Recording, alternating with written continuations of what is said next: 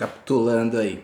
Então, toda aquela função que as pessoas tinham nojo, que eram considerados indignas, assim, digamos assim, os escravos eles estavam ali para fazer essa função, tá? Então, recolhia fezes, eles limpavam fossas, eles faziam tudo o trabalho, não só lá aquele trabalho mais leve de carregar pessoas, mas também o próprio trabalho pesado, tá? Então o escravo ele era utilizado como faz tudo ali, tá? Então aquelas pessoas que tinham uma certa condição, que tinham terras e que produziam, eles tinham essa opção de estar alugando esses escravos para poder ser utilizados aí a seu favor, tá? E com isso, o seu senhor ele recebia, ele lucrava com isso e o escravo não, tá? E muitas dessas situações fez-se necessário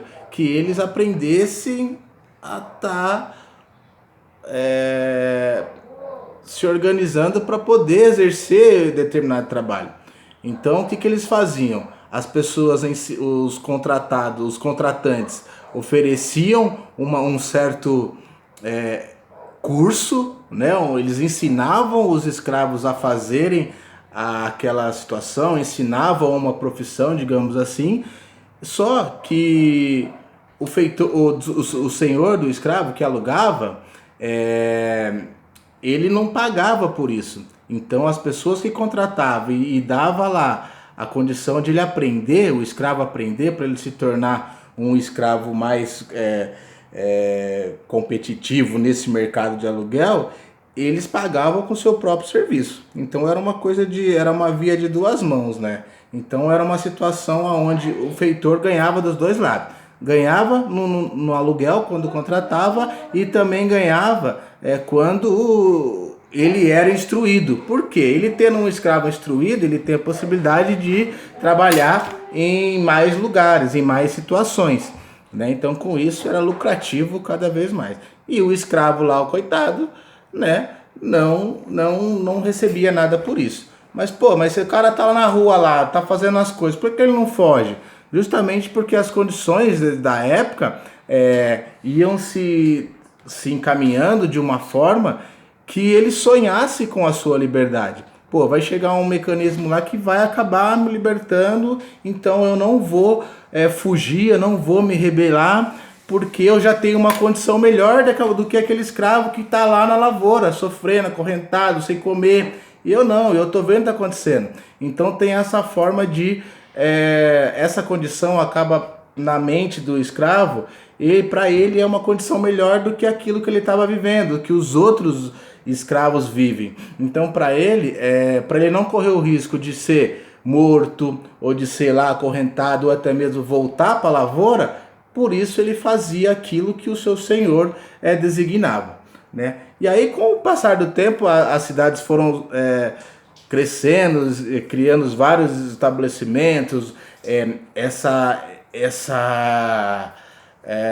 negociação de escravos ela foi se tornando uma coisa muito lucrativa, intensifica-se os navios negreiros chegando. Então esses escravos eles eram muito úteis para carregar, descarregar, e aí o escravo de aluguel ele acabou sendo aí uma profissão não remunerada que traria muito lucro aos seus senhores. E aí dessa forma houve também uma necessidade com pressões abolicionistas e tudo mais, de que surge os escravos de ganho. Olha só que sacada. Por que escravo de ganho?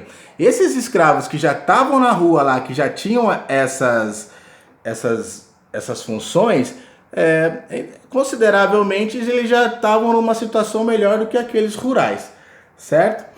Porém, o Senhor não é bonzinho, tá, gente? O Senhor não foi bonzinho em colocar eles na rua. Por quê?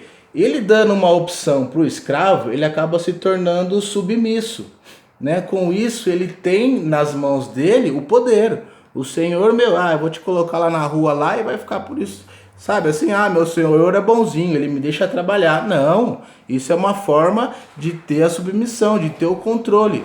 Porque quando o escravo volta para a fazenda, ele, através da sua função, ele pode propagar lá junto aos outros escravos, falando assim, pô, para que vocês vão se rebelar, sendo que vocês podem ser igual a mim, né? Vocês podem ter uma chance que eu tenho de estar na rua, de ir, voltar, de trabalhar, entendeu? E aí isso acaba construindo de uma certa forma psicológica a submissão.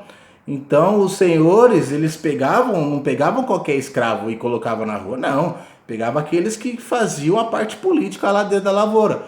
E com isso eles tinham uma forma de ter o poder, de ter o controle. Tá? E aí o que acontece? Esses escravos de ganho, eles também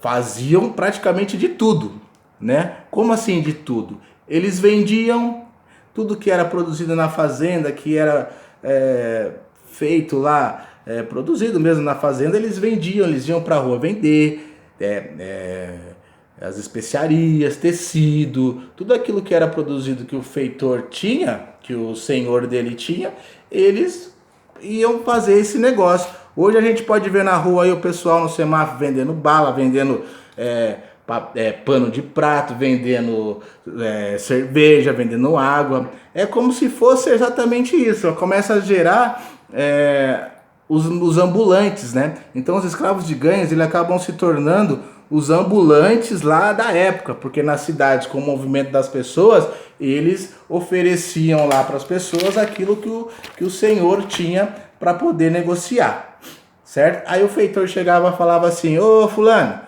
então você vai para a rua hoje, vai para a cidade e eu quero tanto de você, eu quero que você me produza tanto. E aí o escravo saía para a rua ou para poder trabalhar lá como carregador, aí ele era dele. Se ele não tivesse o produto para vender, ele era utilizado, assim como os escravos de aluguéis, fazia qualquer tipo de trabalho. Ou ele carregava, ou ele descarregava, né, em torno de dinheiro, e tudo aquilo que ele ganhava, ele tinha que dar para o seu senhor. Mas o cara não fugia por quê?